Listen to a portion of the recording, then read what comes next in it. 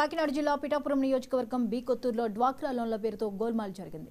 చిత్రాడకు చెందిన యానిమేటర్ పద్మ అవకతవకలకు పాల్పడినట్లు డ్వాక్రా మహిళలు ఫిర్యాదు చేశారు.